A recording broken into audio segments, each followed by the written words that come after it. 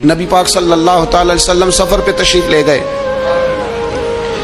حضور علیہ السلام کی عادت کریمہ تھی، جب سفر پہ جاتے تھے تو سب سے آخر میں ساری تیاری کر کے سامان سمیٹ کے سب سے آخر میں سیدہ فاطمہ الزہرا سے ملتے، پھر سفر شروع ہوتا، اور جب حضور واپس آتے تو سب سے پہلے سیدہ فاطمہ سے ملتے رضی اللہ تعالی۔ حضور کافی دنوں کے بعد سفر سے واپس آئے، لمبا سفر تھا، سیدہ فاطمہ الزہرا رضی اللہ تعالیٰ عنہ سے ملنے گئے۔ نبی پاک صلی اللہ تعالیٰ علیہ وسلم کا چہرہ نور دیکھ کے تو سیدہ فاطمہ تڑپ کے روئیں، رو پڑی۔ حضور نے فرمایا فاطمہ کیا ہوا؟ عرض کرنے لگی یا رسول اللہ، تھکاوٹ کے اثرات میں آپ کے چہرے پہ دیکھ رہی، اور حضور کپڑے یوں لگتا ہے بڑے پرانے پہنے ہوئے آپ نے، حضور اتنی مشقت کیوں کرتے ہیں آپ، اتنی محنت، اتنی جدوجہد؟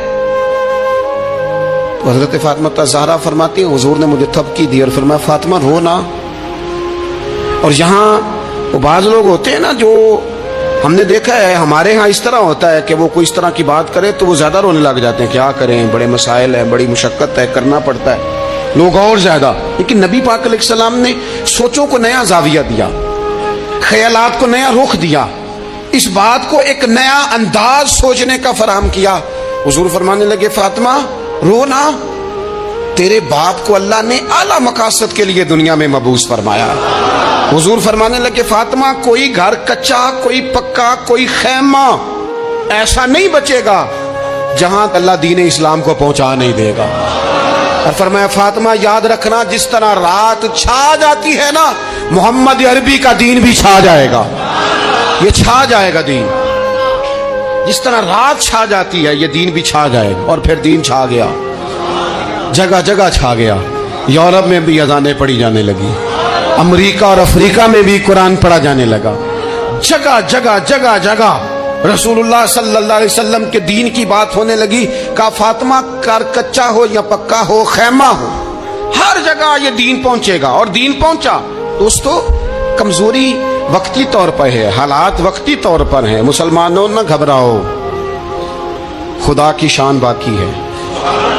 یہ دین فطرت ہے، یہ دین اپنی حقانیت کی وجہ سے پھیل رہا ہے، کسی کا محتاج نہ یہ کسی کے زور لگانے۔ مسلمانوں نہ گھبراؤ، خدا کی شان باقی ہے، ابھی اسلام زندہ ہے، ابھی قرآن باقی ہے۔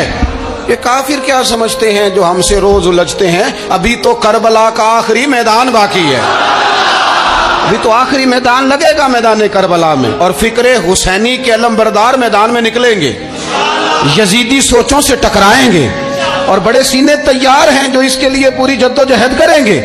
ابھی تو کربلا کا آخری میدان باقی ہے۔ اپنی زندگی کے اندر قوت ارادی پیدا کریں۔